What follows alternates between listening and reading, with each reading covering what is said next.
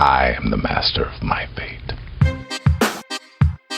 L'important n'est pas ce que tu es, Captain, my captain. mais ce que tu as choisi d'être. I am the captain of my soul. Bienvenue dans un nouvel épisode de Capitaine au Capitaine, le podcast pour réinjecter du sens dans nos existences et être les capitaines de nos vies. Nos vies, justement, sont faites de cycles et de changements de plus en plus rapides dans notre société. Alors des petits changements, des grands changements, des positifs, des moins positifs, des changements que l'on déclenche, subit, voilà, tout type de changement, nul n'y coupe, c'est un peu le jeu de la vie. Mais mon constat, en fait, c'est que on navigue souvent à vue dans ces périodes de changement et on traverse parfois des transitions sans même le savoir. Et on nous apprend pas à l'école comment gérer sereinement ces périodes de transition pour aller vers ce que l'on souhaite vraiment. Alors du coup, j'ai appelé à la rescousse un collègue qui a fait presque, il va nous dire si la définition est correcte, mais qui a fait presque du changement son métier. Philippe Bazin, il est auteur, formateur, consultant, on pourrait dire conférencier. On va voir comment il se présente lui-même. Et après plus de 20 ans à se former à de nombreuses approches, plusieurs best-sellers de sa catégorie aussi, je crois, il va nous en parler, et des milliers de dirigeants accompagnés, les termes de leadership, de management, de coaching n'ont plus de secret pour Philippe. Et j'ai toujours plaisir, je m'enrichis toujours à ton contact, à échanger sur le fond des choses. Et voilà, ça me faisait plaisir de partager notre conversation publique. Donc bonjour Philippe. Bonjour Marin. Capitaine Marin. Bonjour mon capitaine. Voilà, c'est ça. On a le plaisir de travailler régulièrement ensemble depuis 15 ans, notamment dans ce cabinet qui nous accueille aujourd'hui, qui est le cabinet Krauthammer. Et pour commencer, j'ai commencé à te présenter en introduction, mais toi, comment tu te présentes ? C'est quoi le fil rouge de tout ce que tu fais ? Parce que tu as fait plein de choses, tu as couvert plein de sujets différents. C'est quoi ta curiosité intellectuelle, ce qui t'anime et l'expertise que tu aimes bien transmettre ? C'est une bonne question. Moi, je suis passionné par le changement collectif et individuel, et je suis passionné par le contenu. Je me présente pas en tant que coach. Peut-être qu'on en reparlera. Je me présente en général en tant que consultant. Je suis très sensible aux abus de pouvoir, et notamment la notion de consultant. Je me mets un petit peu en retrait des organisations et des individus avec lesquels je travaille, en gardant toujours à l'esprit que les conseilleurs sont pas les payeurs. Et que c'est une position d'humilité, notamment par rapport aux managers, notamment par rapport aux décideurs qui sont en phase de transition. Donc j'utilise vraiment le mot consultant et nulle part coach. Ok, donc consultant dans le changement et à la fois individuel et collectif. Et collectif, oui. Ok, bon, oui. On va en parler. Et puisque moi j'aime bien, et je crois qu'on partage ça, mais bien nommer les choses, quand on parle de changement, qu'est-ce que toi tu mets déjà comme ça de manière un peu méta sur cette notion de changement, peut-être une définition ou un truc qui englobe pas mal de choses. Qu'est-ce qu'il y a à prendre en considération quand on parle de changement d'une manière générale ? Moi, à titre personnel, j'étais très fortement influencé par Robert Dills, qui est un des co-créateurs de la PNL. Moi, j'aime beaucoup ces niveaux logiques et notamment les différents types de changements. Le premier niveau, c'est je change d'environnement. Je démissionne de ma société pour aller dans la société d'à côté. Et je considère, à tort ou à raison, que l'environnement va être un meilleur espace pour moi pour me développer. Après, le changement du niveau du dessus, c'est je challenge et je change ma façon d'interagir avec mon environnement. Je prends la responsabilité de dire que peut-être avec mon boss ou avec mon entreprise, c'est pas optimum. Et peut-être que mon propre comportement est à l'origine de ce dysfonctionnement. Après, au niveau du dessus, à chaque fois, c'est qu'est-ce qui chapeaute le niveau précédent ? C'est peut-être je vais changer de stratégie. Peut-être je vais changer de direction. Peut-être je vais m'y prendre différemment de façon globale pour atteindre mes objectifs. Il y a le niveau du dessus, c'est je vais changer mon propre système de croyance. On le verra peut-être un petit peu plus loin, mais c'est de dire à un moment donné, on a un système de croyance, de façon simple, une croyance, c'est quoi les convictions que j'ai sur le bonheur, la vie professionnelle, le changement, moi, ce qui est utile au monde, ce qui est inutile au monde. Et à un moment donné, dans un changement, on peut changer son système de croyance. Et d'ailleurs, ça devient parfois quelque chose d'inévitable quand on est vraiment bloqué. Le niveau du dessus, c'est je change mon identité. Donc par exemple, on voit beaucoup de gens qui disent j'étais salarié, maintenant je suis entrepreneur. C'est un changement au niveau de l'identité. Tu changes la manière dont tu te définis toi-même. Et tout ça, ça implique tout ce qu'il y a en dessous. Et il y a encore au niveau du dessus, c'est je change de sens, c'est-à-dire je suis porteur, comme toi avec les capitaines, je suis porteur d'un sens qui est ma contribution au monde. Ouais, c'est-à-dire que ça remonte un peu et puis ça se réouvre sur ce qu'on diffuse aux autres. En fait, on travaille d'abord sur soi. Donc, il y a j'imagine aussi qu'il y a une difficulté croissante. C'est changer de crèmerie de l'entreprise A à l'entreprise B. C'est peut-être pas ce qu'il y a. Je dis pas que c'est facile de trouver d'emploi, de changer d'emploi, mais ce qui implique une remise en question moindre que les questions identitaires qui demandent plus de réflexion sur soi. Plus on monte dans les niveaux, plus c'est une difficulté, une remise en question personnelle importante, quoi. Ouais, et en même temps, tous les niveaux sont liés. Donc, Diels, techniquement, il dit, tu changes de croyance, tous les niveaux du dessous vont changer. Tu vas changer de stratégie, de comportement, et éventuellement d'environnement. Moi, dans mon observation, je suis pas aussi catégorique que Diels. Par exemple, tu le sais aussi bien que moi, tu travailles à former des managers sur la pratique de management. Parfois, tu es juste au niveau du comportement ou de la stratégie de comportement, et puis ça peut changer plein d'autres niveaux. Il n'y a pas de jugement dans l'absolu, en fait. Et c'est intéressant, ça me ramène à une discussion que j'avais avec Aurélie Debiol, qui est psychologue spécialisée dans les transitions de vie. Et je lui disais, c'est quoi les pièges dans lesquels on tombe quand on veut initier un changement pour soi-même? Et elle dit, c'est les fausses transitions. C'est-à-dire que je situe mon besoin à mon environnement, par exemple. Il faut juste que je change d'entreprise parce que mon manager est toxique, parce que... voilà. Et qu'en fait, le vrai changement, il est peut-être, pour reparler dans la langue de Diels, à un niveau supérieur. C'est-à-dire que en fait, j'ai l'impression d'initier des changements dans ma vie, mais ça va toujours pas, parce qu'en fait, j'agis peut-être pas sur le bon niveau. Il faut peut-être que je passe par une remise en question, peut-être du secteur d'activité, peut-être de mon métier, du rôle que je veux, ou de mon identité, quoi. L'indicateur de ça, parce que c'est parfois vrai, parfois pas vrai. Tu peux changer d'environnement et c'est peut-être juste ta boîte qui est toxique, ou ton patron, ça existe aussi. C'est quand ça tourne en rond, quand on fait des schémas répétitifs. Voilà, c'est la répétition qui te fait dire, là, il y a un truc, et c'est pas le changement d'environnement ou c'est pas le changement de comportement qui va m'aider. C'est quand tu changes, et Gregory Bateson, qui est l'influenceur de Diels sur le niveau logique, il parle de changement de niveau 0, changement de niveau 1, changement de niveau 2. C'est-à-dire que tu peux, sachant que le niveau pour lui le plus élevé que tu peux faire, c'est le changement d'identité. Mais parfois, en effet, tu changes d'environnement, ça revient pareil. Et là, ça veut dire que tu n'es pas au bon niveau. Alors, je me mets à la place d'une personne qui est, qui ressent ce qu'on appelle une dissonance, c'est-à-dire ça vibre pas bien, quoi. On a une intuition que on peut aspirer à mieux, on a une envie, peut-être on ne sait pas trop ce que c'est, mais comment je sais, moi, si le changement dont j'ai besoin, il est au niveau de mon environnement, de mes croyances, de mes comportements. Comment on peut mettre ça en œuvre un peu concrètement? Comment on détecte ça? C'est quoi Qu'est-ce que nous dit Diels là-dessus? Alors, je ne sais pas si Diels n'a pas des réponses miracles là-dessus. Moi, je suis de plus en plus influencé par les approches jungiennes, et je crois beaucoup à la notion de téléologie. C'était la théologie, tu sais, c'est de façon traditionnelle, tu as la pathologie, c'est-à-dire tu as un problème du passé qui arrive au présent et qui fait que tu n'es pas content parce que ta maman, blabla. Diels, c'est la psychanalyse. Oui, donc c'est la psychanalyse. Dans les approches jungiennes, ce qui est très très intéressant, c'est t'es pas poussé par quelque chose, t'es attiré par une version 2.0 de toi-même. C'est-à-dire que la vie, la conscience, c'est passé. On est tous en train de passer à la version 2.0 de nous-mêmes. On est attiré par quelque chose et parfois on sait pas trop quoi.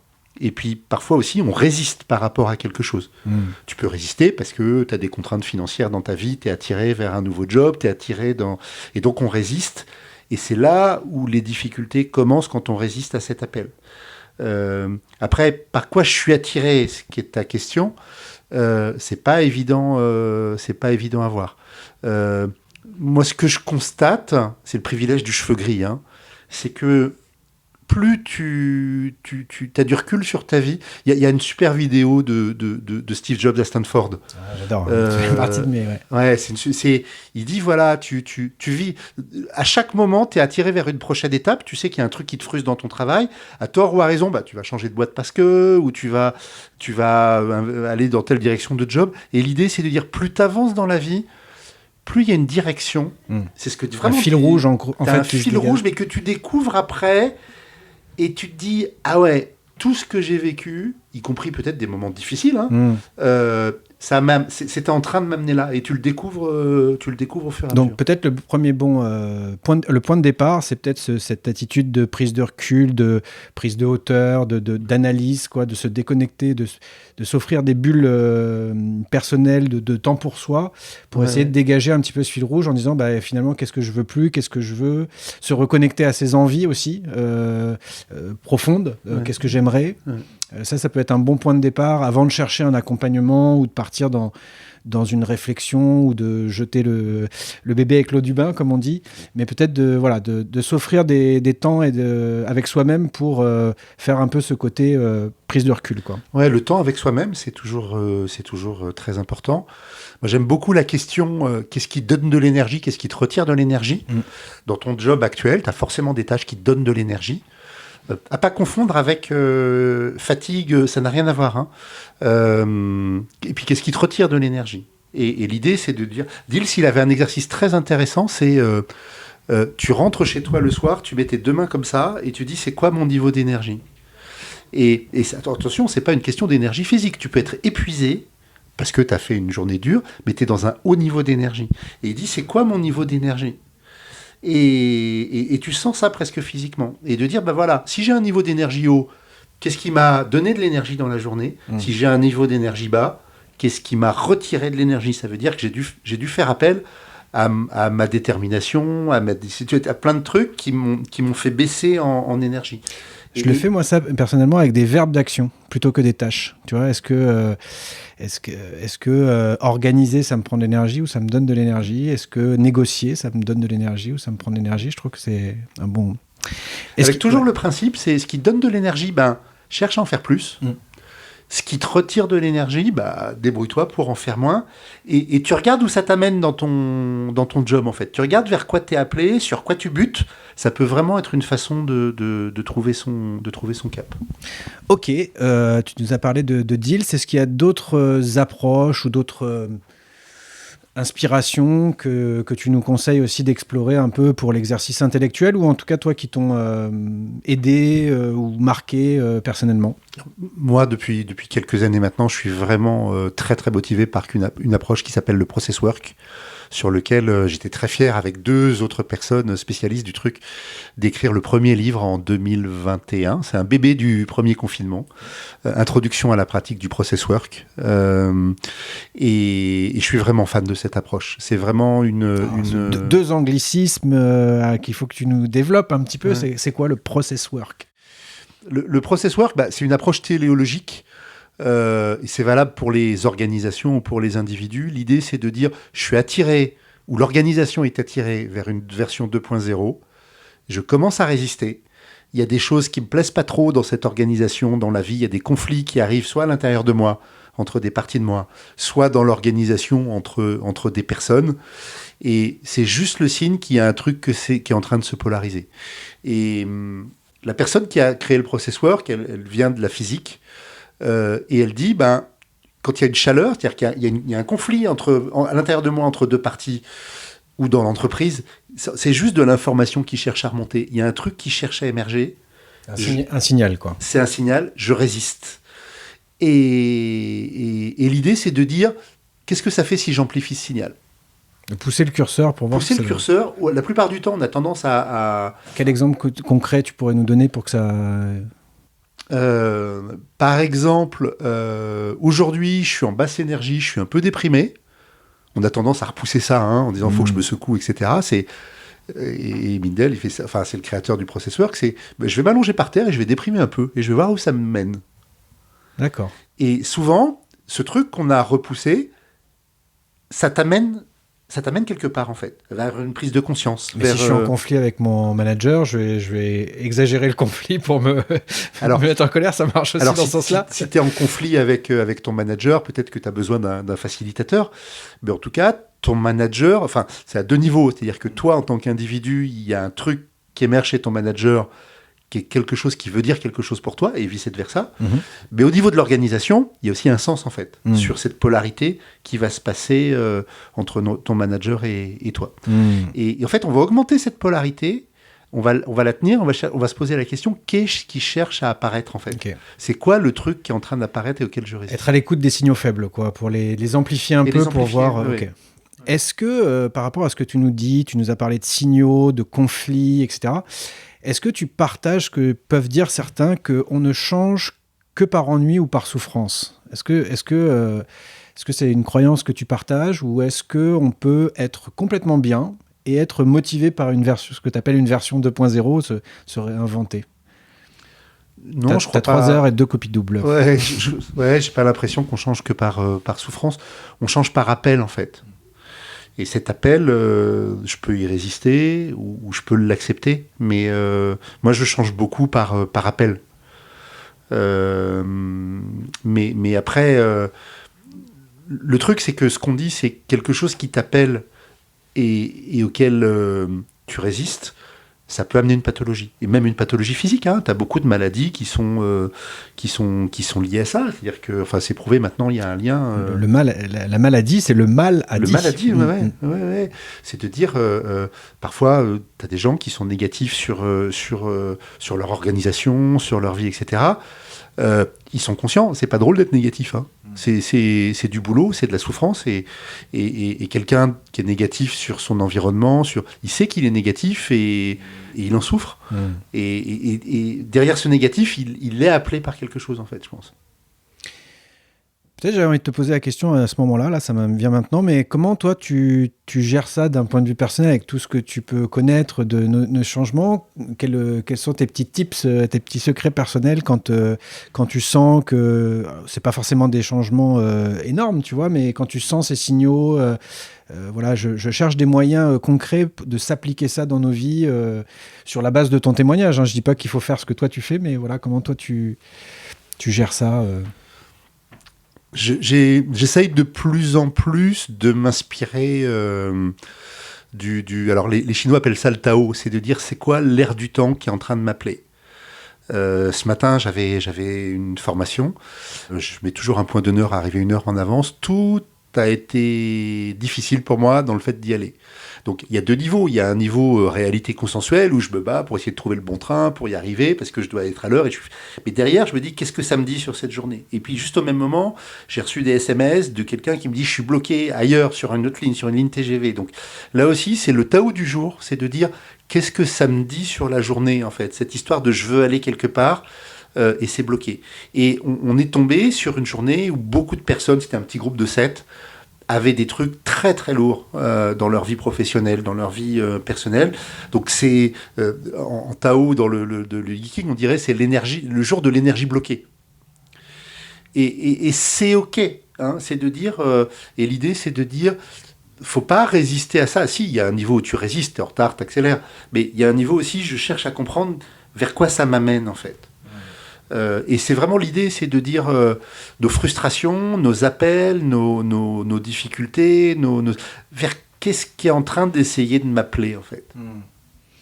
Donc je retiens un peu toujours cette distance par rapport aux choses, quoi, de trouver les moyens de créer les conditions pour nous-mêmes, d'avoir des réflexes, d'être... les consultants appellent ça la position méta, un peu, hein, mais en tout cas, on pourrait imager en disant la vue hélicoptère, c'est-à-dire de prendre de la distance entre... ce qui se passe et cette capacité d'analyse qui utilise un peu plus notre cortex et qui nous aide à, non pas à rationaliser, mais à conscientiser, quoi. Alors voilà, ouais, je trouve, j'aime pas la notion de distance, okay. Parce qu'il y a une notion pour moi de la notion de non-engagement. C'est la notion, alors les sportifs connaissent ça, hein, c'est comment, en jouant, je suis conscient de ce qui est en train de se passer. J'avais vu une interview après la victoire de la France, il y a longtemps, quand on était jeune. Zidane, il avait cette capacité à la fois à être à 200% dans l'effort, et il y avait un film qui se déroulait dans sa tête, à savoir, il avait conscience de comment tout le monde se déplaçait autour de lui. Donc il envoyait le ballon, non pas où était l'autre joueur, il envoyait le ballon là où serait l'autre joueur dans 6 secondes. Et moi, je me méfie beaucoup de la notion de distance. Et je trouve que beaucoup de coachs sont trop dans la notion de distance, de non-implication émotionnelle. La question, c'est comment tu t'impliques émotionnellement dans une relation tout en restant conscient de ce qui est en train de se jouer. C'est à la fois être dedans et être observateur. Ok.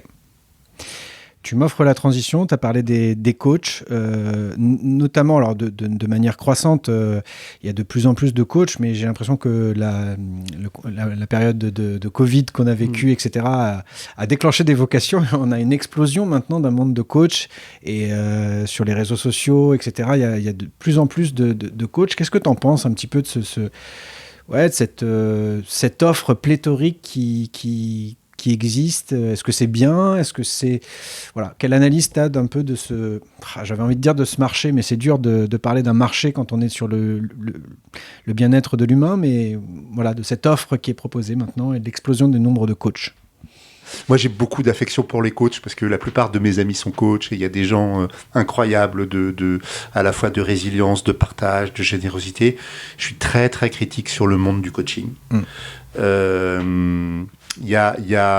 Alors, c'est sûr qu'il y a beaucoup de gens qui se sont pris le mur professionnellement, qui arrivent à 40, 45 ans, 50 ans, qui se prennent un mur professionnel, qui se posent des questions de leur vie qui ne s'étaient jamais posées et qui vont vers, dans un trip, voilà le travail que j'ai fait sur moi, j'ai envie d'en faire bénéficier les autres. Et il y a beaucoup de générosité là-dedans, il y a beaucoup de sens. Moi, je suis très critique sur le monde du coaching, de la supervision, du superviseur de superviseur. Je suis master superviseur de superviseur. Il y a un truc un peu endogame. C'est-à-dire endogame ? C'est de dire... c'est le truc qui se nourrit tout seul, en fait. Les écoles de coaching. Moi, ça me rend triste de voir des gens qui se forment au coaching, ils apprennent plein de choses et qui cherchent à en faire une transition de vie, puis qui jamais arriveront à en vivre. Il y en a plein, parce que ça veut dire qu'il y a des questions aussi sur leur identité, sur leurs valeurs, qu'ils ont eu du mal à se poser. Je suis très, très critique aussi du coach qui pose que des questions. J'ai beaucoup de mal avec ça. Parfois, j'ai du mal avec la notion de coach-coaché. Sous-entendu, coach-coaché. Donc le coaching, c'est un truc que je fais à quelqu'un d'autre, en fait. Donc c'est moi qui agis, puis le coaché, tac. Je suis très très critique là-dessus. Il y a une notion de rang auquel je suis très sensible. Peut-être une notion de pouvoir. Moi, j'aime bien une citation de Gainsbourg dont je suis fan. C'est celui qui promène son chien est aussi au bout de la laisse. Donc qui promène qui? Moi j'aime beaucoup la notion de codépendance. J'aime beaucoup la notion de j'apprends, t'apprends. J'aime beaucoup la notion de... Et il y a un truc de pouvoir pour moi, parfois dans le coaching. Alors sur YouTube, vous pouvez aller voir démonstration de coaching. Je ne vais pas dire la personne, mais c'est tout ce que je déteste dans le coaching. Pour moi, il y a un abus, en fait. Il y a un abus de rang. En tout cas, dans certaines versions du coaching sur lesquelles je suis très critique. Alors j'ai envie de te poser la question des inconnus, j'allais dire, c'est quoi la différence entre un bon coach et un mauvais coach? Est-ce que coach se définit, est-ce que c'est un métier finalement? Est-ce que c'est une attitude? Est-ce que c'est une posture? J'ai essayé de revenir un peu aux sources. J'ai vu que c'était une ville... c'était une ville en Hongrie, je crois, si je ne dis pas de bêtises, à vérifier, à fact-checker. Et c'est un peu comme le cocher, en fait, qui emmène d'un point A à un point B. Donc une sorte de cheval. peut-être qu'il y a une sorte de guide, en tout cas, mais voilà, je suis comme toi, je m'interroge sur la légitimité finalement d'être un guide, un accompagnant. Je m'interroge aussi sur la bonne posture. J'ai aussi, je dois l'admettre, certaines allergies sur certaines croyances que je vois. Mais en même temps, je me questionne aussi sur moi-même en me disant pourquoi ça m'irrite et qu'est-ce que c'est la légitimité, notre légitimité à être finalement un accompagnant, un aidant. Je sais même pas quel terme utiliser en fait. Donc je reviens à ma question, c'est quoi la différence entre un bon coach et un mauvais coach? Je pourrais faire le sketch pendant longtemps. Moi, je me rends compte, en tout cas, si jamais je modélise des coachs pour moi qui sont exceptionnels, d'abord, ils ont bossé sur eux et ils ont brûlé leur bois, tu vois. Et bosser sur soi, ça prend du temps. Tu vois, une formation de coach qui dure 1 an, j'y crois juste pas. C'est bosser sur toi, ça prend du temps. Et j'avais un de mes mentors qui disait à quelqu'un, understand, c'est pas overstand en fait. c'est de dire, est-ce que tu es capable d'accepter l'entreprise pour laquelle tu bosses, alors que tu es supposé l'aider, tu es supposé être un sachant, entre guillemets, hein, est-ce que tu es capable de l'accepter de façon inconditionnelle et sans jugement. C'est du boulot, ça. C'est du boulot. C'est-à-dire, tu as des personnalités en tant que personne, t'aimes bien, t'aimes pas. Après, on est énervé par les coachs. Tiens, tu vois, je suis énervé aussi parfois par les coachs. Peut-être que je me dis, c'est une partie de moi que j'ai pas encore traitée. Tu vois, mais c'est de dire, est-ce que j'ai conscience que la partie de l'autre qui m'énerve, c'est une partie de moi? Et puis, est-ce que globalement, j'ai fait le boulot d'aller faire ce travail que quand je suis dans le overstand et dans le jugement, est-ce que j'ai conscience aussi que c'est une partie de moi? T'as plein de gens qui n'ont absolument pas cette conscience. C'est très Carl Jung, ça d'ailleurs. Ce qui nous irrite chez les autres nous renseigne d'abord et avant tout sur nous-mêmes. Ouais, ou ce qui est inconscient est projeté sur l'autre. Mais moi, j'aime vraiment la notion de brûler son bois. Mindel, qui est un de mes mentors, notamment en process work, qui dit c'est quoi les moments où tu perds de la conscience, en fait? Tu te prends la tête avec quelqu'un, ou tu juges quelqu'un, ou il y a une organisation, tu dis jamais je bosserai pour eux, ou tu es dans le jugement, ou tu es dans le diagnostic. Et là, quelque part, quand tu perds de la conscience, ça veut dire que t'es rentré dans ton monde et t'es rentré dans ton propre trip. Et de savoir quels ont été les déclencheurs, et qu'est-ce qui t'a permis Et pour moi, la plupart des coachs n'ont pas fait ce travail. Et c'est normal, parce que parfois, c'est des gens qui... La vie leur a donné une claque, et sur le tard, ils se disent, mais il y a du boulot, en fait. J'en reviens à cette personne qui se sent bloquée dans une situation. Justement, il y a cette offre, on a parlé des coachs très nombreux. Je me mets à la place d'une personne qui souhaite peut-être faire appel à une vision extérieure, parce que ça, c'est utile quand même, des fois, d'avoir un point de vue neutre, qui n'est pas notre famille, des amis, des gens qui projettent déjà des choses sur nous, mais qui n'a aucun intérêt à ce qu'on choisisse A ou B. Il y a plein de thérapeutes, il y a plein de méthodes d'accompagnement aussi qui existent en collectif. Voilà, enfin, je ne veux pas toutes les nommer, mais je me dis, c'est étourdissant. La FNAC, c'est pareil, le développement personnel, il y a énormément de choses.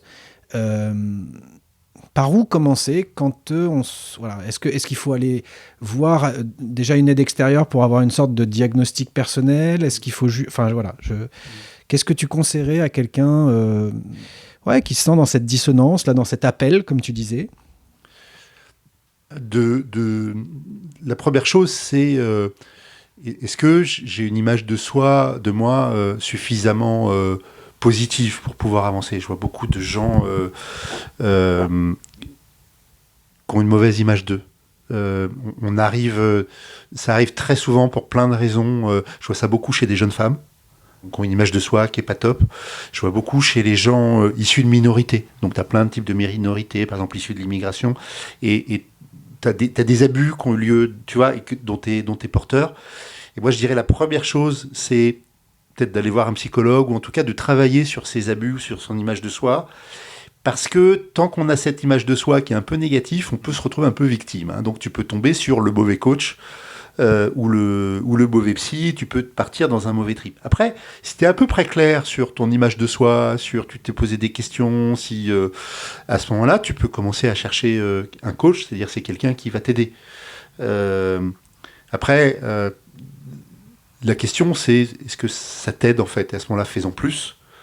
La question, c'est, moi j'ai envie de dire, c'est quand ton coach n'est pas là et que tu es dans ta vie professionnelle, est-ce que le fait d'être coaché, ça t'a aidé, en fait? Ou est-ce que ça t'aide? Alors, si tu t'aides que quand le coach est là, t'as ton petit sniff, c'est pas bon, ça veut dire que t'es en train de développer une dépendance, le coach, il est supposé... En revanche, si tu peux dire, tiens, ça m'aide dans ma vie perso, dans ma vie professionnelle, et le coach n'est pas là, mais je vis quelque chose qui est plus fort, plus positif, plus qu'avant. Peut-être que tu as trouvé quelque chose qui t'aide à ce moment-là, en faire plus. Si le constat est non, c'est parfois tu as des coachs, je me sens plus mal, ou à la fin de la session de coaching avec mon coach, je me sentais très très mal. Ça peut arriver, mais si tu es sur une spirale comme ça, c'est peut-être toxique en fait. Et peut-être que c'est pas la bonne personne pour toi. Donc ce que j'entends, c'est qu'il y a un travail en autonomie peut-être à faire, mais c'est pas forcément évident parce qu'on n'a pas forcément les bons outils ou les bons réflexes ou les bonnes... Alors ça tombe bien, je fais la transition et c'est une des raisons pour lesquelles je t'ai invité, parce que tu as écrit plusieurs bouquins sur le leadership aussi, d'une manière générale, leadership personnel, etc. Mais il y en a un qui m'a intéressé plus particulièrement. Donc c'est le petit manuel d'auto-coaching que tu as coécrit avec Jean Dorido. Donc c'est aux éditions, interéditions, mais aux éditions Duno. Tu m'as dit que les deux étaient valables. C'est la marque développement personnel Okay. de Duno. Donc du coup, voilà, première question un peu évidente, mais c'est quoi l'auto-coaching ? Alors, si tu permets, je vais revenir à la genèse du livre. Donc, je l'ai écrit avec Jean Dorido, qui est docteur en psychologie. Alors, il est ingénieur d'une très grande école et docteur en psycho. Je trouve ça intéressant. Comme, cumuler, ça le rend humain pour aussi. Et moi, j'aime bien les ingénieurs. Et en fait, en 2006, c'était il y a quelques années, il y a de nombreuses années, on s'est dit... 2006, la première édition, 2006. je crois. D'abord, Jean et moi, on est amis. On avait suivi des formations un peu poussées ensemble. On s'est dit, c'est marrant parce qu'on s'est rendu compte qu'on connaissait les mêmes gens. Mais lui travaillait à l'époque beaucoup avec des gens dans l'environnement perso. Et moi, je les connaissais dans la vie professionnelle. Et on se disait, c'est normal, la plupart des psys qui traitent sur la vie perso, ils connaissent pas l'entreprise. Puis moi, je travaillais en entreprise. Et puis il y a un moment où tu t'arrêtes, quoi, parce que on parle plus à la fonction qu'à... Voilà, tu peux aborder des choses un peu perso en entreprise, mais pourquoi ma maman, c'est pas la place. Et on s'est dit, tiens, il y a pas de... Pourtant, on est une même personne, et donc ça n'existe pas un continuum qui s'intéresse à la personne dans l'entreprise et puis dans sa vie privée. Après, il y avait un deuxième constat, c'est que à l'époque, après il y a des livres intéressants aussi qui sont sortis, mais on trouvait, soit il y avait d'un côté des livres un peu techniques qui s'adressaient aux coachs. Alors si tu vends des trucs et aux coachs, c'est infini, soit des livres pour le grand public, mais qu'on trouvait un peu bébés. Et donc il n'y avait pas de livres où on donnait des outils qui sont des vrais outils. Mais à des gens qui ne sont pas des spécialistes du développement personnel et qui ne sont pas passés à travers. Et puis, le dernier constat qu'on se disait, c'est de dire le coaching, c'est cher. Donc, tu as plein de gens quand tu... alors, le coaching perso, c'est un peu moins cher, le coaching de vie qu'en entreprise, mais c'est cher, quoi. Je me suis documenté un peu entre 80 et 120 euros la séance, session de... Plutôt plus proche de 120 dans les grandes villes, Paris, Lyon. Plutôt un peu moins pour des coachs moins expérimentés. Et ça dure à peu près une heure et demie. Une heure et demie, ouais. Donc c'est de l'argent, tu vois. Surtout quand tu es dans... Alors quand ça va professionnellement, ça va. Mais quand tu es dans une période de transition, tu vois, Et donc on se disait, il n'y a pas d'espace où... Tu vois, c'est un peu un truc de riche, le coaching. On en vivait, mais en disant, voilà, ça serait sympa de donner un espace. Alors, bien entendu, l'auto-coaching, ça ne remplace pas le coaching, mais ça permet de se poser des questions de coach auxquelles on n'a pas forcément accès. Ça permet de défricher, en fait, de poser des questions sur, tiens, le fait de dire, finalement, j'ai des croyances par rapport à ma vie, et mes croyances peuvent influencer ce qui va se passer dans ma vie. Tu vois, c'est pas évident. Tu prends la responsabilité que ton assistance, tu vois, tu vas dans la rue, est-ce que les gens, ils cherchent plutôt à t'exploiter, ou plutôt les gens sont sympas, si tu sais comme, tu vois, c'est ce que, c'est mon système de croyance, et déjà à se poser ces questions-là. Donc l'auto-coaching, c'est la capacité à se poser les bonnes questions. À se poser les bonnes questions. D'accord. C'est en quoi finalement, peut-être mon environnement familial, il m'a dicté une vision de la vie qui est hyper présente pour moi en ce moment. À qui je suis loyal quand j'ai un boulot qui me plaît pas ? À qui je suis loyal dans mon cercle familial quand je me pose des questions sur... et voilà, juste être conscient de ces influences. Et donc, il y a pas mal de questions qu'on peut se poser sur c'est quoi tes objectifs, qu'est-ce qui te donne de l'énergie, c'est quoi on y reviendra après dans le changement, c'est quoi tes points de stabilité, c'est quoi ton rêve le plus élevé, il y a pas mal de questions que tu peux commencer à défricher quand tu n'es peut-être pas en situation ou en volonté d'avoir un vrai coach qui va t'aider dans ton questionnement. D'ailleurs, il y a plein de coachs qui utilisent les questions et des chapitres du petit manuel d'auto-coaching. Mais c'est bien, c'est quand même plus riche d'avoir une conscience, tu vois, d'avoir une personne qui te fait un effet miroir. C'est pas que de poser une question, c'est comment... Tu vois, c'est qu'on interagit. C'est deux personnes, c'est deux consciences et ça crée...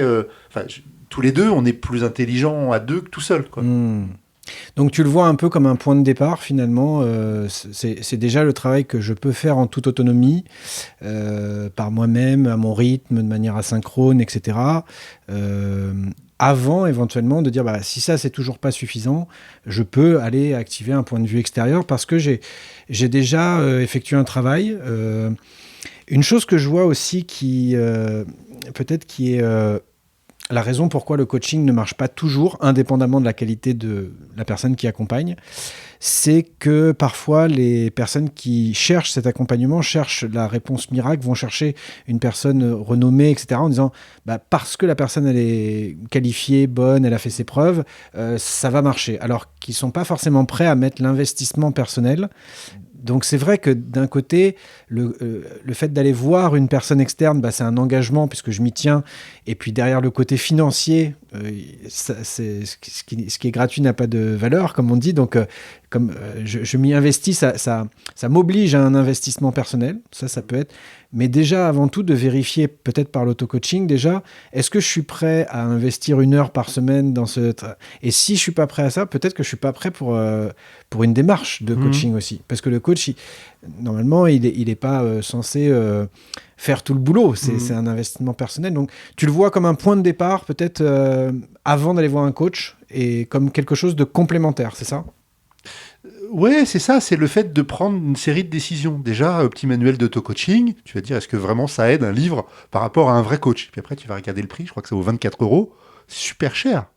Après, tu vas commander sur Amazon. Moi, j'aime pas Amazon, ils exploitent un peu le... Et donc, en fait, tu as plein de barrières pour te mettre en mouvement. Et l'idée, c'est, on y reviendra peut-être après, mais le changement, c'est d'abord la mise en mouvement. Je vais revenir sur un truc que tu as dit. La recherche de la solution miracle, de la solution idéale, ça résonne aussi beaucoup dans nos sociétés avec la recherche on voit ça dans tous les comportements de la vie, la recherche de la femme idéale, la recherche de l'homme idéal, la recherche de l'ami idéal. Du boulot idéal. La recherche du boulot idéal. Tout ça, c'est des trucs pour se rendre malheureux, en fait. Et la maturité, c'est comment j'apprécie la personne, le boulot, je suis conscient de ce qui va pas, de ce qui va. Mais je renonce, à la fois, je cherche quelque chose de mieux pour moi, vers quoi je suis attiré, mais en même temps, j'ai renoncé à cette notion de job idéal. Alors, beaucoup de coachs en début de carrière sont eux-mêmes dans le trip du job idéal. Et donc, ils peuvent nourrir ce truc qui est pas clean pour oui, ne pas être vendeur de rêves, tout est possible. Alors que même peuvent être dans ce genre de trip. Et puis après, il y a le réveil du marché du coaching qui est un peu saturé. Et donc, bien sûr, par polarité, c'est de dire le job idéal et puis de passer à je suis trop nul ou ce job est pourri. Donc, il y a ces polarités auxquelles, dans le coach peut être, qui vont résonner avec ce que vit le coaché, pour utiliser un terme que je déteste, alors que les deux sont eux-mêmes dans un trip dans lequel ils essayent d'avancer, ils sont tous les deux un peu perdus, quoi. J'ai pas fini son bouquin, mais j'étais un peu en allergie sur ce que Julia De Funès pouvait dire parfois, et je me perçois que dans notre discours, il y a des choses peut-être qui concordent un petit peu. Tu connais ses travaux ou son... Ouais, je trouve ça... Ouais. Au début, j'avais beaucoup de mal du type... je critique le développement personnel et pour faire ça, je te vends un livre de développement personnel. Donc, il y a un côté crachage de soupe. Ouais. Et c'est vrai que quand on creuse, ce qu'elle dit est beaucoup plus intéressant que ces interviews qui sont peut-être marketées. Elle a le droit aussi, de partie du jeu. Ouais, elle a le droit et voilà, il y a des choses intéressantes dans ce qu'elle dit. Il y a 2 bouquins, je les ai achetés, j'ai pas pris le temps encore de Le siècle des égarés et Le développement impersonnel. C'est les 2 que j'ai retenus. Mais ils m'ont attiré pour les mêmes raisons que ce que tu disais. Ouais, c'est qu'au début, attirance, répulsion. Il y avait un truc qui me dérangeait, mais je savais pas pourquoi. Après, si t'es coach, tu sais vite. Oui, c'est vrai. Peut-être que je le prenais personnellement aussi, même si moi, je suis pas coach et je me revendique pas coach. Je t'interromps parce que moi, une des plus belles remarques que j'ai trouvées sur le développement personnel, ça va te parler, et je le vois beaucoup dans les jeunes générations plus jeunes que moi, je veux être moi-même, je veux trouver mon job, je veux trouver ma patte, je veux laisser mon...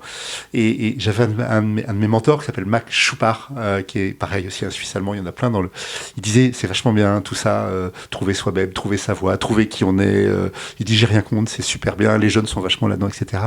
Il y a juste un seul problème à ça, c'est au sens ultime, moi-même, ça n'existe pas au fait. Et donc tu peux être, et je vois beaucoup, je connais quelques coachs, des gens super bien, des gens qui ont un leadership, qui ont un intérêt, mais qui sont dans une telle trip de je veux être moi-même, je veux trouver ma voie, je veux aider les autres à trouver leur voie. En fait, quand tu es dans ce trip-là, mais tu tombes que sur du vide, en fait. Et c'est intéressant. Et je sens un désespoir. C'est là-dessus que j'ai commencé à changer de regard sur le discours de Julia de Funès, justement, quand elle a dit l'identité enferme. La notion d'identité n'existe pas, en fait. Et chercher son identité ou s'enfermer dans une identité, dans une pseudo-identité, selon elle, c'est la porte ouverte au communautarisme, à l'entre-soi, etc. Et qu'elle dit qu'il faut peut-être plus chercher la notion de liberté que d'identité. Alors ça m'a fait écho quand tu parlais des niveaux logiques de Dilts, quand tu rappelais l'identité, parce qu'il faudrait creuser, mais en tout cas, ça je me suis dit, ça me parle en fait, quoi. Peut-être que l'identité, elle est en évolution permanente. Puis c'est quoi l'identité ? Est-ce que c'est mon rôle de père, de mon métier ? Comment se définir ? C'est très compliqué finalement. Et en fait, en ce moment, depuis quelques années, tu as beaucoup de la mindfulness, la méditation. La mindfulness est une version très, très clean et très adaptée à la vie moderne. Et au bout de la mindfulness, en fait, tu cherches pas qui tu es, tu cherches à trouver la conscience qui observe ce qui est en train de se passer. Parce qu'au sens ultime, il n'y a personne, en fait. Et si tu fondes ta vie là-dessus, tu touches à un désespoir, en fait. Ouais. Intéressant. Tu parlais, première édition du petit manuel d'auto-coaching 2006, parce que vous aviez identifié une sorte de vide entre les poncifs, bien pensants, ayez confiance en vous, qui mènent pas bien loin, et le côté trop technique. Au-delà de votre livre, presque 20 ans plus tard, j'ai l'impression que ce vide, il n'est pas complètement comblé encore. Tous les livres de développement personnel à la Fnac disent un peu la même chose avec des mots différents, mais ce niveau concret, actionnable par rapport à l'autonomie dans le changement, et j'ai pas encore trouvé. Est-ce que tu as vu d'autres choses émerger d'ici là, depuis votre initiative, ou est-ce qu'on reste encore un petit peu dans ce vide ? Après, c'est une direction. Je me demande si tu ne serais pas à la recherche de la solution idéale pour... peut-être. C'est possible aussi. Ouais. Et l'idée, c'est de dire les questions que je me pose, les outils et éventuellement les personnes que je peux aider si je suis coach, c'est la même chose en fait. Donc c'est une direction, c'est une quête, c'est un endroit où tu vas. Après, chaque personne développe ses outils centraux avec lesquels il résonne, et puis des outils un peu périphériques. Mais il n'y a pas grand-chose. Si 2006, ce qui a changé, c'est vraiment la notion de la mindfulness, qui pour moi est vraiment un truc qui est très très très très intéressant. La techno aussi. Qu'est-ce que tu nous conseilles de lire ou de consulter sur cette... Après, il y a un livre fondateur qui est pour moi le pouvoir du moment présent, d'Eckhart Tolle, qui est vraiment un livre incroyable. Après, il y a un truc qui est très cadré, qui offre l'avantage pour les gens qui commencent d'offrir une sécurité, c'est la MBSR.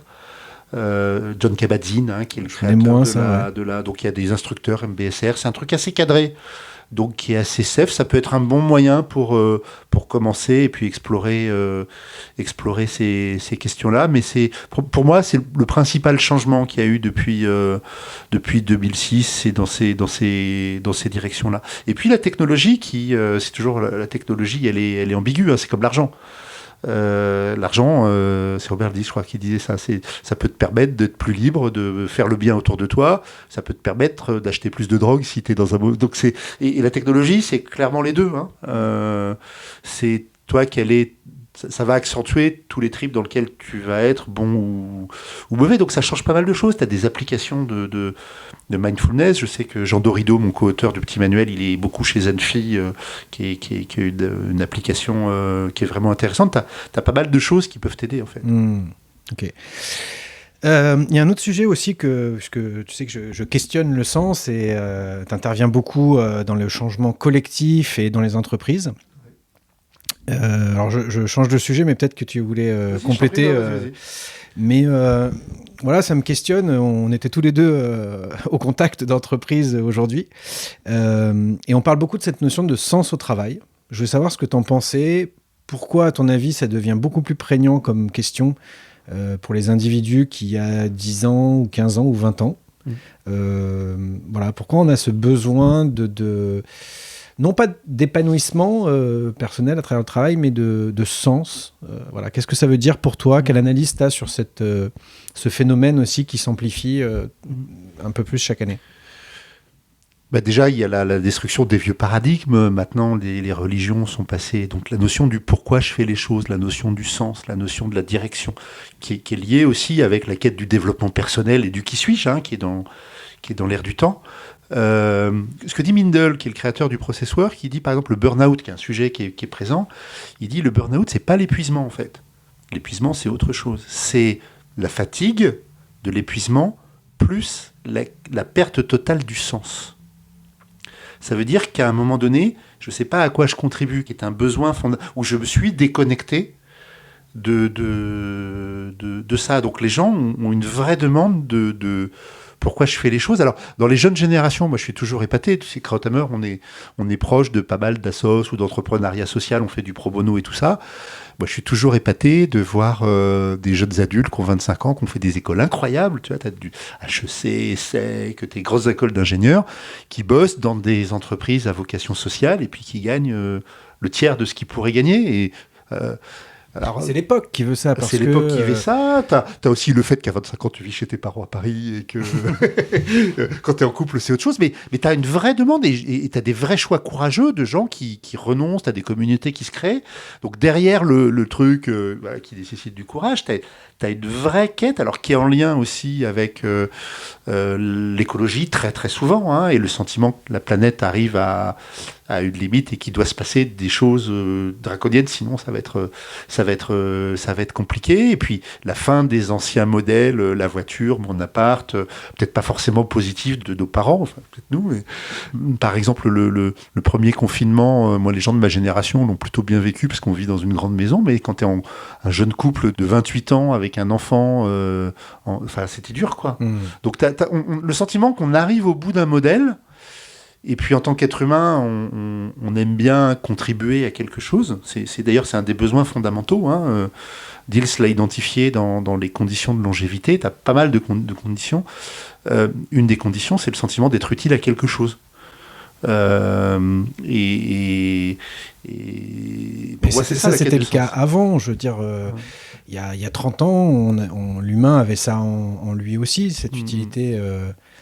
Après, il y a les 30 Glorieuses aussi, qui est le fait qu'il y a un monde d'abondance infinie qui s'ouvre devant moi, de bonheur, de consommation, c'est déjà... Alors, il y a plein de jeunes qui sont dans ce truc-là, soit parce on fréquente aussi quand même des milieux plutôt éduqués, plutôt aisés, qui ont ce luxe de se poser ces questions-là. T'as plein de gens pour qui cette discussion, qu'on a est surréaliste, mais donc qui cherchent juste à avoir accès à un minimum de consommation.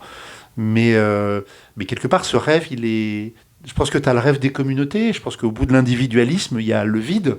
Donc tu as le rêve de construire des communautés, de construire un sens qui va attirer avec la destruction des anciens rêves de consommation, quoi. J'ai deux questions qui me viennent. La première, ce serait, est-ce que c'est à l'entreprise de donner du sens ?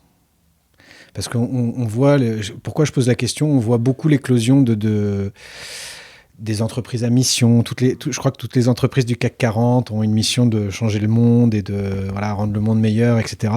On s'aperçoit que dans les faits, c'est un peu tarte à la crème, ça les dessert un peu, mais je m'interroge véritablement, est-ce que c'est à l'individu de trouver le sens qu'il veut dans son activité, ou est-ce que c'est la responsabilité de l'entreprise de donner du sens à ses salariés ? Selon moi, c'est l'individu qui fait cette démarche-là et qui, idéalement, des fois, on doit choisir un travail de manière alimentaire parce qu'on doit subvenir vraiment à une nécessité Mais quand on a le luxe d'être dans l'étage du dessus, c'est peut-être plus l'inverse, de dire ça ne me correspond plus, et de trouver en nous les ressources internes pour dire non, renoncer à l'image sociale, à un salaire peut-être confortable, à cette prison dorée.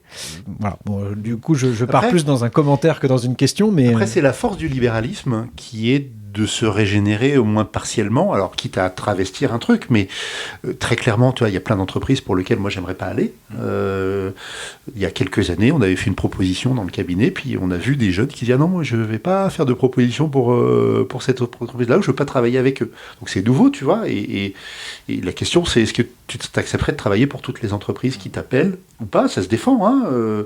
Et du coup, ces entreprises qui ont des vrais problèmes de recrutement, elles vont se dire, c'est aussi un outil marketing, c'est les profils, tout le monde a des problèmes de recrutement, et surtout si tu es sur des profils rares. Donc, si tu es sur des profils rares, tu vas chercher à créer une sorte de promesse de développement personnel, de questionnement, tu vas faire des programmes hypo, comme ils disent, pour fidéliser les hauts potentiels, et quelque part, tu vas leur apporter quelque chose. C'est quoi ton but quand tu fais ça ? C'est d'essayer de recruter un petit peu plus. Et puis, le programme hypo, c'est qu'il reste un an de plus que ce qui serait resté chez toi, et ça te rapporte déjà beaucoup.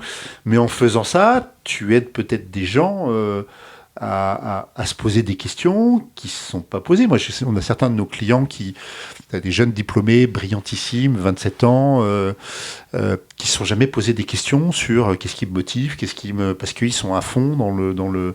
Et puis, quand tu commences à bosser, tu es confronté à ton chef qui ne te fait pas plaisir, tu es confronté à ta copine qui te fait des reproches et tout, puis tu te dis, merde, c'est pas parce que je suis intelligent, employable, que le bonheur est là, quoi, ou que je sais comment m'y prendre. Donc, il y a du positif dans le fait que les entreprises se posent les questions. Maintenant, clairement, si tu commences à déléguer à quelqu'un d'autre le fait de te prendre en charge, alors que le premier point, on est par là peut-être dans le changement, c'est la notion de prendre une décision. Alors, allons-y, justement, sur comment on déclenche ça, comment on favorise ça. J'ai vu que tu avais aussi, en bon consultant, préparé aussi des petites notes de choses que tu voulais nous dire. Qu'est-ce que... Il y avait des sujets que tu voulais aborder sur le changement. Quand on veut changer, pour moi, un des premiers points, c'est de connaître les parties de soi, et notamment celles qu'on ne veut pas voir. Parce que c'est celles aussi qui peuvent te saboter Connaître son dark side, en fait. Ou connaître les parties de soi qui ont envie d'être trompées, ou qui ont envie d'être... Tu vois, c'est connaître les différentes voies Et souvent, tu as des gens qui n'ont pas besoin de coaching, qui ont besoin de thérapie, ou d'être conscients de ce qui est en train de se jouer. On a parlé de chercher prendre conscience de son système de croyance, savoir qu'est-ce qui est en train de chercher à émerger. Et puis, après, il y a, de façon paradoxale, pour moi, c'est de dire, c'est Yann Arduy, qui est un super coach belge, pour qui j'ai beaucoup d'estime, qui disait, paradoxalement, quand tu veux changer, il faut voir quels sont tes points de stabilité. C'est quoi les points de stabilité ? C'est qu'est-ce qui est stable dans ta vie et qui ne va pas changer. Donc, je sais pas, ton couple, si tu es en couple, éventuellement ton entreprise, éventuellement ta famille, éventuellement... moi, je crois beaucoup à la notion de centre du monde géographique, en disant c'est quoi l'endroit du monde où tu vas te ressourcer. Tout va changer, mais alors ça peut être le village de tes grands-parents, ça peut être un lieu qui est mythique, dans le sens, pour toi, ça peut être...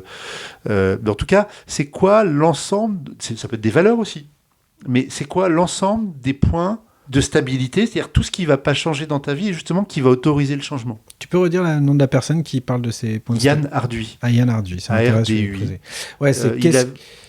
Quand on parle de changement, on a tendance à parler à projeter une sorte de changement radical du tout au tout, alors que ce n'est pas forcément le cas. Et une première bonne question à se poser, c'est qu'est-ce que je garde ? C'est quoi mes points de stabilité, en fait ? Qu'est-ce qui fait partie comme des ancres qui justement qui vont me rassurer, parce que le changement c'est angoissant en fait.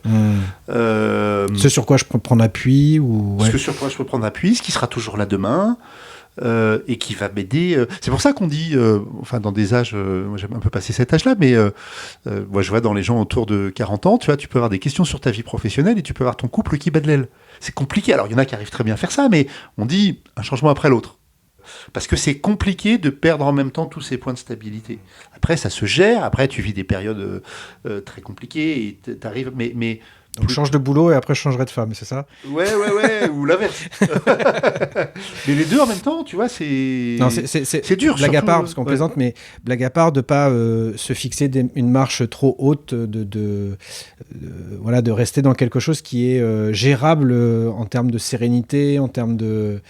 Ouais, après, t'as des gens qui aiment bien. J'ai un de mes collègues là qui avait démissionné de Krautaber, et lui, il aimait bien brûler son bateau, il disait. Tu sais, c'est les conquistadors, quand ils arrivaient, ils mettaient le feu à leur galion, parce que t'es toujours tenté de repartir en arrière. Donc le saut radical, ça peut avoir une vraie valeur. Après, ça dépend comment tu y arrives. Moi, je crois beaucoup à trouver ta façon de changer, c'est-à-dire en gros, dans ta vie, c'est quoi les 2-3 gros changements que tu as réussi et qu'est-ce qui a été OK pour toi, de quelle façon tu les as fait. Et peut-être qu'en te connaissant, tu vas trouver toi ta manière de changer.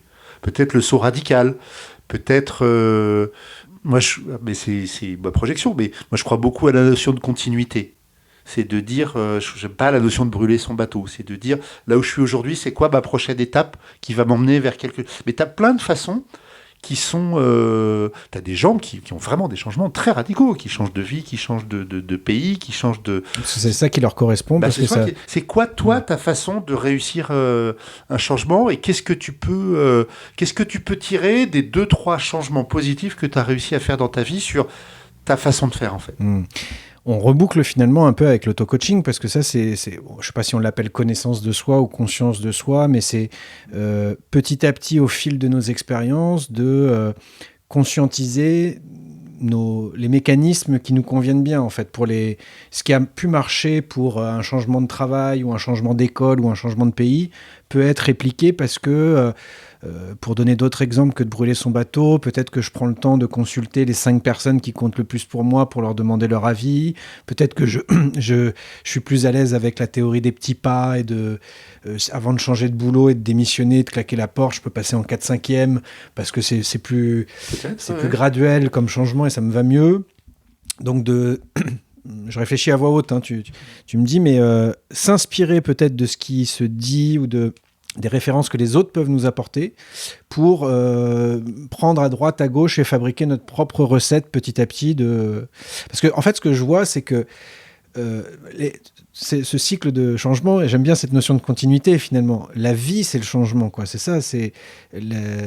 Puisque la vie, c'est le mouvement, c'est le changement. Et je peste un petit peu qu'on nous apprenne pas ça à l'école, ou en tout cas plutôt dans la vie, de comment nous on peut gérer ça en toute autonomie. C'est ça qui m'intéresse. Peut-être pas la solution idéale, mais je partage avec un truc quand même qui est l'action.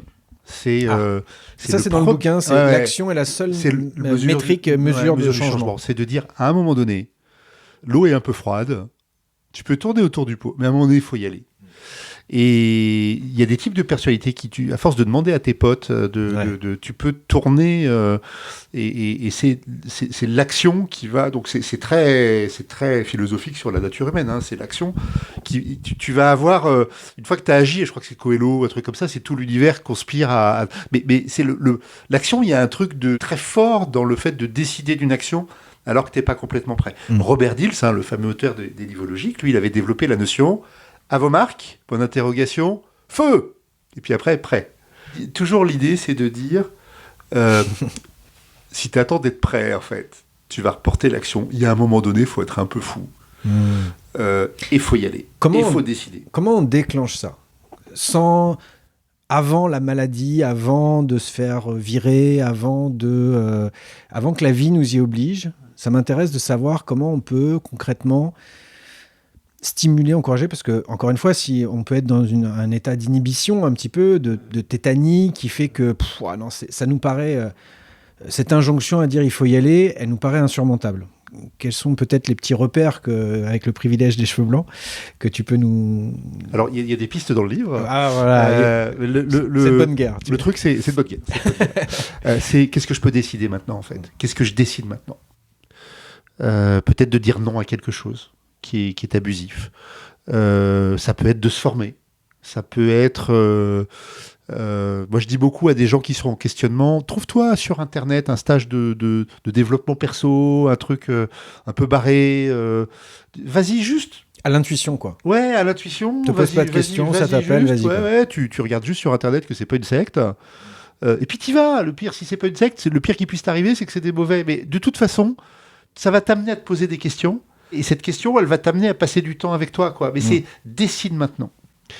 Et notamment pour des gens qui sont un peu déprimés. J'ai échangé avec comme ça une amie qui me disait avoir vécu une période un peu de dépression il y a quelques années. Elle me dit, mais à un moment donné, c'est mon frère qui est coach, hein, et qui lui a dit, mais elle voulait faire un truc. Elle lui dit, bah vas-y, appelle-les maintenant. Ouais, mais non, fais-le maintenant. Il était hyper directif et elle dit, c'est mon frère qui m'a sauvé. C'est-à-dire qu'à un moment donné, dans l'action, tu vis et tu te construis en fait. Ça me parle. Donc on peut s'entraîner à prendre des décisions plus ou moins fortes et à prendre des petites décisions. C'est un truc qui m'appelle. Est-ce que je peux me le payer ? Est-ce que c'est OK ? Est-ce que je maîtrise le risque ? Ben vas-y. Puis après tu vas. Ben, c'est la notion de. Alors moi j'ai beaucoup travaillé en Grèce et c'est ce que m'avaient appris mes collègues grecs. C'est le mot crise en français. C'est chrysos en grec et chrysos ça veut dire je décide. Et donc la crise, elle t'amène à une décision. J'avais... Je dois me tromper, mais ou c'est peut-être dans une langue asiatique où ça veut dire opportunité aussi. Alors, dans le Tao et dans le Yiking, en chinois, ça veut dire à la fois opportunité et risque. Ouais, ok. Donc c'est les deux faces. C'est le même mot, mais c'est lié au Tao, c'est lié au changement, quoi. Il y a une expression que j'aime bien, c'est changer de logiciel. Ma chérie a dit change the chip, hein, changer la puce. Des fois, on a besoin de changer d'état d'esprit. Est-ce que c'est... alors, tu as déjà donné des réponses. Il y en a dans le livre, j'ai bien compris.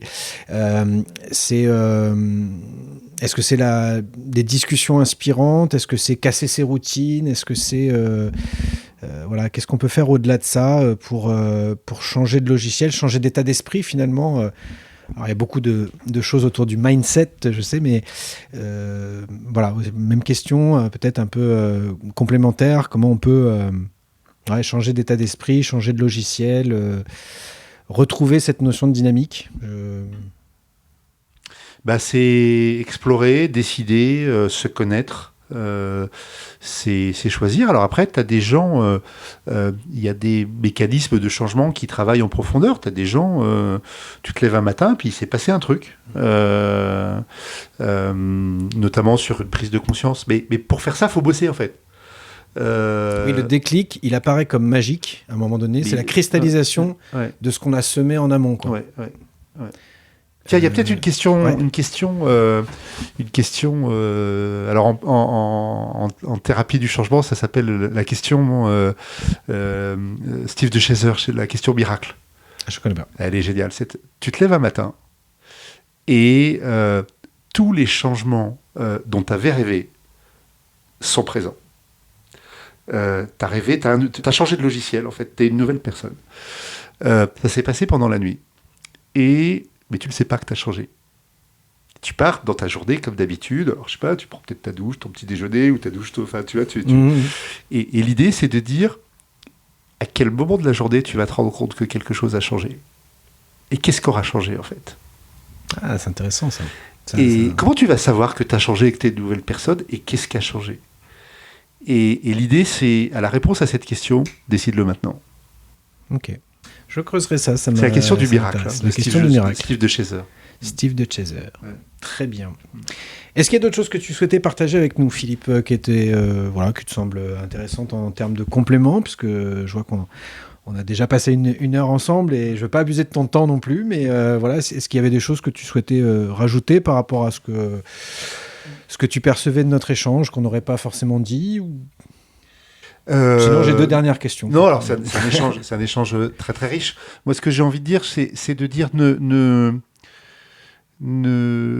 méprise pas des choses qui se présentent à toi, comme la fatigue ou comme ton questionnement. Il a du sens en fait, ou l'épuisement ou un truc un peu déprimé.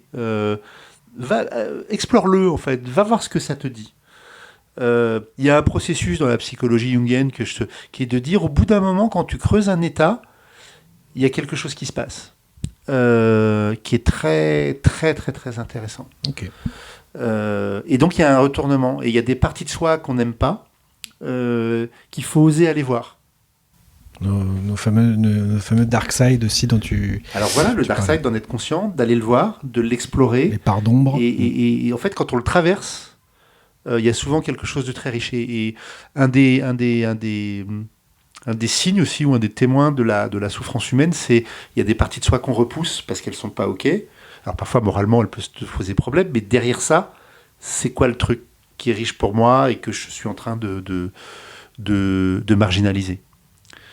Par exemple, au niveau d'une entreprise, on dit aux gens, mais qu'est-ce que les gens disent à la machine à café?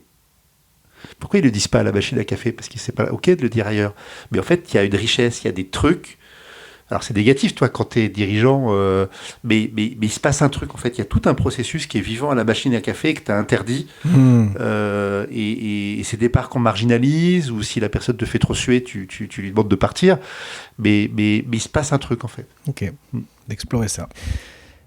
Tu nous as déjà donné beaucoup de références et d'inspiration. On a parlé de tes ouvrages notamment et le petit manuel d'auto-coaching. Dans les 2 questions que je répète systématiquement, c'est un partage d'inspiration. Ça peut être un livre, alors au-delà des tiens, mais un livre, une musique, un documentaire, un film, peu importe, mais qui toi t'a inspiré, t'a aidé, voilà, et que tu recommandes.